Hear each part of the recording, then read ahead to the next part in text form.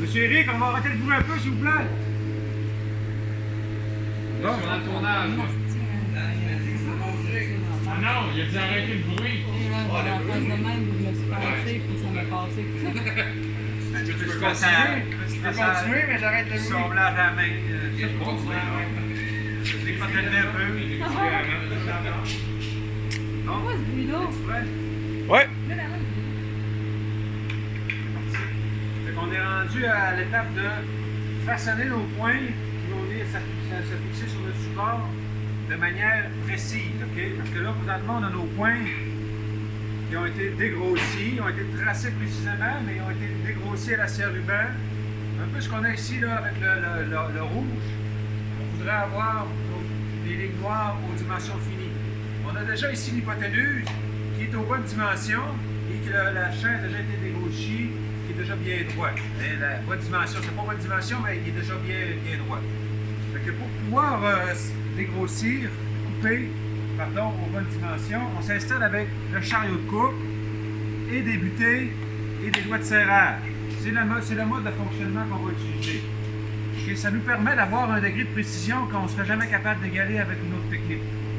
Si on les met toutes une par-dessus l'autre à la fin, là, quand on va avoir tracé nos points, si ça a été bien fait, quand on va avoir découpé nos points, si ça a été bien fait, ils vont tous être identiques au millimètre près. Ce qui ne serait pas possible avec la scie à onglet. Parce que vous pourriez me dire, je pourrais façonner mes pointes avec la scie à onglet. Ça se ferait, mais on perdrait en précision. Mais ça fait pareil. Okay?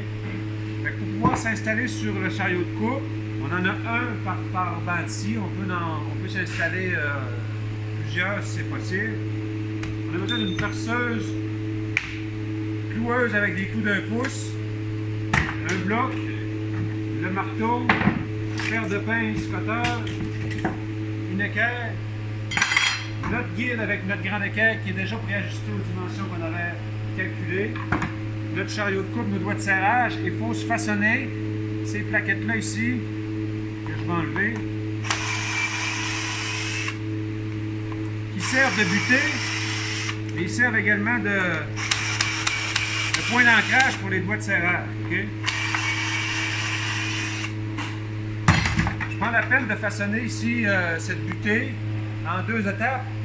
La première étant plus petite, moins épaisse, juste 5 huitièmes de pouce d'épais pour pouvoir utiliser les vis d'1 pouce et 1 8 sans que ça passe au travers de mon épaisseur de chariot de coupe. Hein? Puis ça me permet aussi d'avoir ma butée qui est vraiment bien fixée. Si j'essaierais de passer au travers les 2 épaisseurs puis ensuite fixer dans mon chariot, j'aurais beaucoup moins de solidité. Hein? J'aurais un espace qui se créerait entre la butée et mon chariot, puis ça serait plus difficile d'avoir quelque chose de vraiment bien fixé. Ça fait que, étant donné qu'on a tous des calculs différents pour nos escaliers, on va avoir à installer notre chariot de coupe à chaque fois en fonction de ce qu'on a besoin de faire. Donc on fait une première coupe ici à l'aide de cette butée-là et ensuite on va retourner sur l'autre côté pour faire l'autre coupe. Donc on coupe ici une première fois, une deuxième fois ici. Donc on va faire les deux en même temps. Okay? Donc vous devez obligatoirement désinstaller les butées qui sont là. Vous n'avez pas le choix.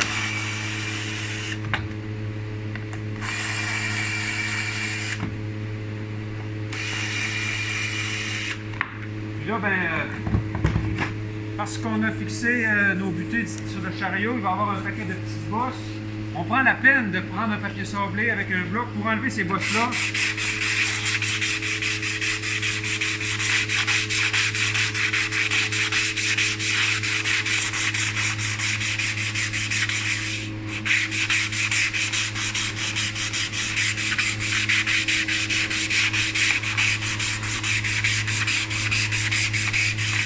Sinon, vous n'aurez pas la butée qui est bien à plat. Okay? On a la première butée, qui est celle-là. On a notre pointe. Et puis là, ce que je veux, c'est couper ici la plus longue partie en premier. Il faut que j'y aille en fonction de mon traçage. Évidemment, avant de commencer à positionner ma butée, je vais m'assurer que ma lame est vraiment d'équerre. Je ne suis pas aux installations du précédent. Parce que c'est quelqu'un d'autre qui supposément bon ou bonne qui a travaillé sur la machine, que ça a été bien fait. Okay? Puis là, on s'aligne la lame avec notre traçage de notre pointe. De quelle manière est-ce qu'on peut s'installer pour favoriser la coupe le plus droit possible du premier coup? On pourrait prendre une équerre, lever la lame et faire le prolongement sur ma pièce pour que je sois le plus droit possible du premier coup. Ça pourrait être ça. C'est comme ça que tu t'enlignes aussi avec ça. Ça pourrait être ça. Hein? C'est comme ça que tu t'enlignes aussi avec la lame avec ta ligne. Ouais, c'est ça que je fais, d'accord? J'accoute mon équerre sur ma lame. Ça me permet de positionner ma pièce le plus droit possible. C'est certain que je n'arriverai pas du premier coup dessus, là, tu sais, sur ma coupe. Puis le but, c'est que ma coupe soit vraiment parallèle avec ma ligne de traçage. J'ai tracé ici sur mon chariot. Je cloue avec des clous d'un pouce. Des clous qui ne passeront pas au travers. Et ça reste temporaire. OK? Je prends la peine d'utiliser des clous. Parce que des clous, c'est en aluminium, puis ils sont malléables. Tu n'as pas enlevé les clous tantôt? Il n'avait pas.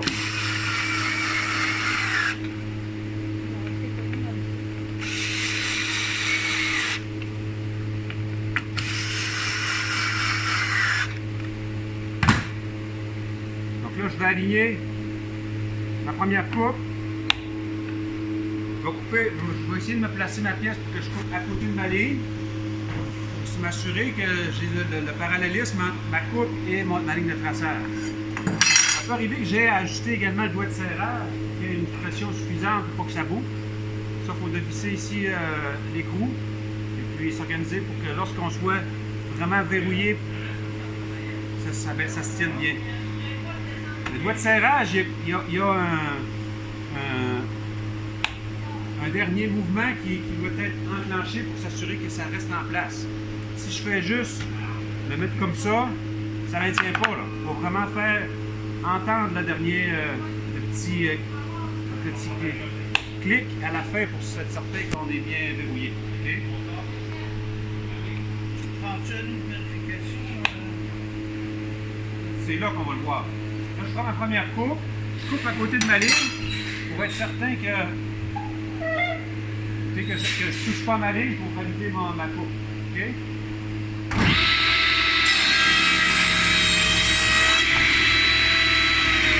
Je ne recule pas non plus. Si je recule, la chute, la pièce revue, va se coincer entre la lame, ça va être projeté. Je laisse avancer. J'attends que la lame ait fini de tourner. Puis c'est là que c'est important de voir que la ligne est parallèle avec ma coupe.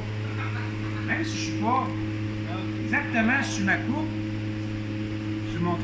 sur mon ligne de traçage, pardon, je suis quand même très droit. Là. Je vois que c'est un petit peu plus large dans le haut. Comment je fais pour corriger ça? Je voudrais m'enlever un petit peu plus. Est-ce que vous le voyez que c'est un petit peu plus large dans le haut, ce qu'on a là? On pourrait le mesurer si vous voulez. Dans le haut, j'ai 5 mm et dans le bas, j'ai 4 mm. J'ai comme 1 mm de plus enlevé. Comment je fais pour faire ça? Quelqu'un qui a une petite idée? Tu pousses juste le haut vers la gauche. C'est ça. Mais l'inverse. Juste le haut vers la droite un peu. Hein? Faudrait que ma pièce se fasse un petit peu comme ça. Pour faire ça, c'est bien important de procéder de la bonne façon parce que vous allez perdre en précision, vous allez perdre votre temps si vous n'y allez pas de la bonne façon. Je dévisse 3 vis sur 4. Je vais garder celle. Je vais en garder une, je vais me servir de pivot. OK?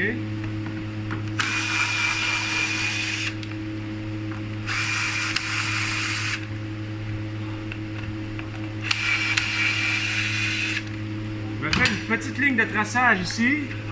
Une petite marque. Je prends mon marteau. Si vous vous souvenez, il y a déjà des clous. Les clous sont encore là. C'est pas grave, on les conserve. Puis cette vis-là sert de pivot. Fait que je fais un petit coup, 1 millimètre quand même. 1 millimètre. Et puis là, ben, je revisse pas les mêmes vis au même endroit, sinon la vis va reprendre le même trou, puis ma butée va se replacer exactement à la même place où ce qu'elle était. Il faut que je revisse mes vis, mais dans d'autres trous.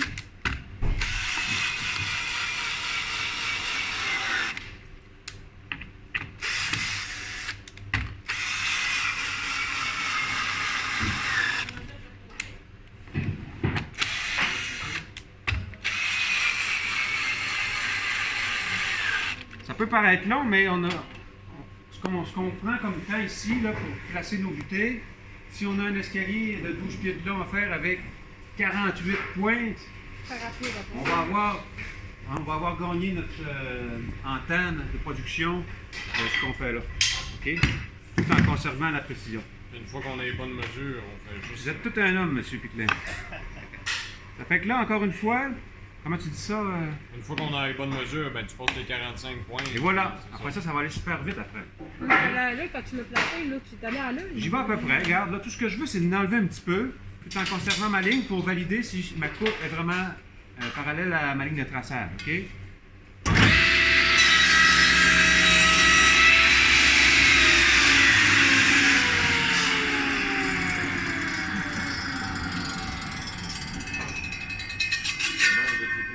Là, si vous regardez, on pourrait également s'assurer de notre parallélisme en mesurant. J'ai 2 mm en haut, 2 mm en bas. Donc cette coupe-là est parfaite. Cette butée-là est parfaite, je n'y touche plus. Il me reste à ajuster l'autre coupe qui est ici. Là, faites attention, les lignes que vous avez préalablement tracées sont plus fiables. Parce que je n'ai pas coupé directement sur ma ligne. Fait que moi, je prends la peine de me retracer sur l'autre côté. J'ai coupé une première fois comme ça. Là, je vais me retourner. Je vais prendre mon équerre qui m'a servi de traçage. Je vais effacer la ligne qui est déjà là. Je vais m'assurer que ça soit bien égal. Ma pointe et mon équerre, ça se fait super bien. Là. Vous sentez, vous touchez, ça se fait super bien. Vous êtes bien à côté sur votre guide en bas, bien à côté sur votre équerre, sur le giron ici, en l'occurrence, c'est celui que j'ai commencé. Et là, je viens tracer l'autre côté que je veux couper, qui va me rester à placer ici pour pouvoir faire la coupe finale. Là, il faut que tu ailles sur la ligne. Là, il faut que j'aille sur la ligne. OK? Fait que là, ici, j'ai deux butées à placer. Je vais commencer par elle. Je vais la maintenir en place. Et puis, encore une fois, ce que j'ai à valider, c'est vraiment le parallélisme entre les deux, entre la coupe et le trait. Donc, je vais me placer comme tantôt j'ai fait, en prenant le prolongement de...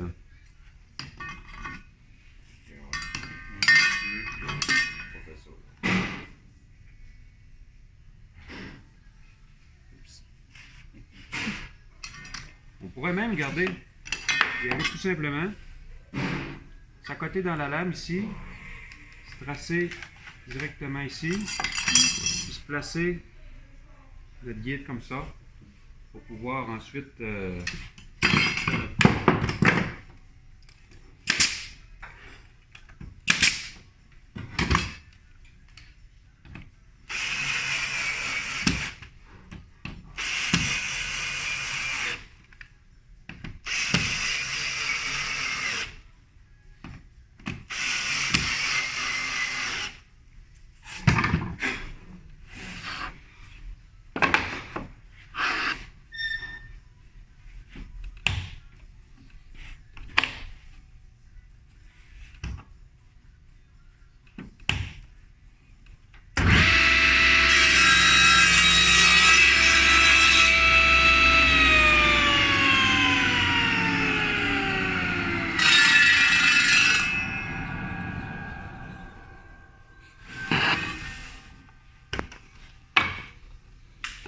Que je vois bien que ça m'a enlevé un petit peu plus ici que à l'extrémité.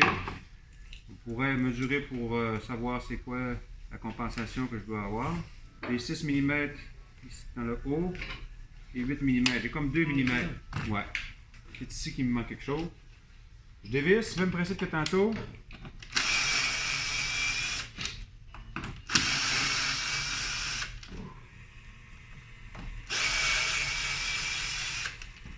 Je me trace. Un petit coup de marteau.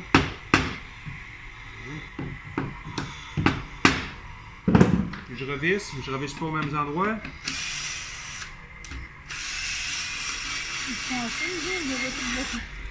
L'ajustement va être tout fait. Non, on va le défaire à la fin, quelque part. Non, ben, Chris.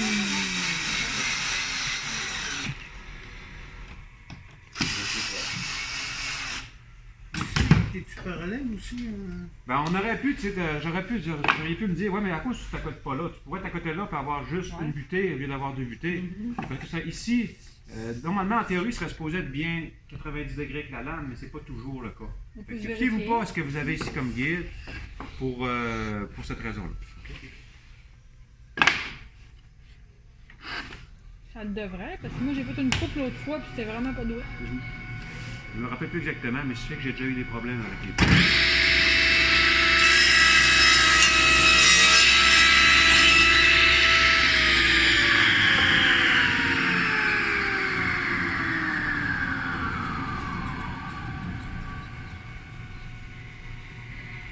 Fait que j'ai mon parallélisme entre les deux. Hein, ma coupe et mon trait sont bien parallèles. Je peux me mesurer aussi pour être sûr que c'est vraiment le cas. J'ai 3 mm ici. C'est bien le cas. Il me reste une dernière butée à placer. C'est la butée finale, celle qui va me permettre d'avoir les 3 mesures correctes. OK? Pour faire ça, ben là, je me fie vraiment à la maligne que j'ai tracée. On pourrait faire comme j'ai fait tantôt avec le équerre pour faire le prolongement.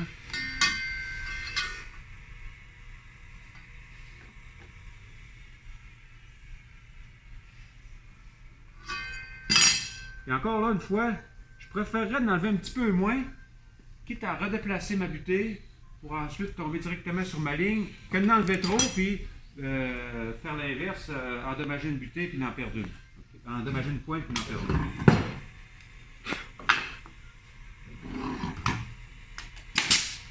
Ici, je pourrais prendre juste 4 petits clous, pas fixer tout de suite, parce que c'est pas elle. Elle n'a pas besoin d'être hyper solide parce qu'elle n'a pas de doigt de serrage.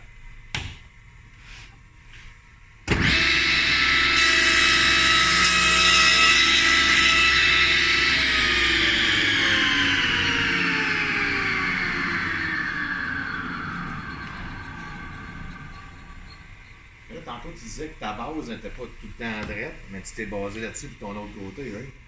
Non, j'ai fait la butée. OK. Ouais. Et puis là, ben là, je vois que j'ai coupé ma ligne de crayon en deux, ma ligne de traçage. Ce qui me reste à faire, c'est de valider mes mesures avec ce que j'ai ici. Je devrais avoir au moins 2 sur 3. OK? Si vous avez, mettons, 307 pour l'hypoténuse, ça serait acceptable, mais tout en conservant les 2 autres. Au moins 2 sur 3. Hein. 2 sur 3. Comme là, j'ai 192, ça prend 191. J'ai 238. Il y a 1 mm de trop. J'ai 306. Fait que, il manque pas grand chose là. On parle de même pas 1 mm. Je pourrais peut-être en enlever un petit peu plus. Ouais, sur le. Hein? Donc ici. Sur la contre-marche, ça. Gruger plus ta ligne un petit peu. Ouais. Fait que là, je vais me faire une ligne de crayon ici, à l'arrière. Et je vais avancer un petit peu cette butée-là.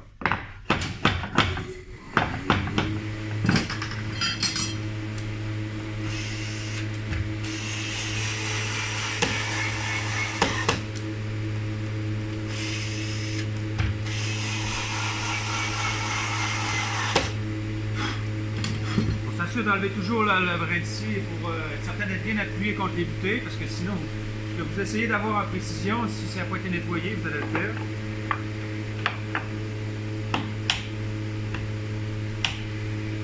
On est prêt.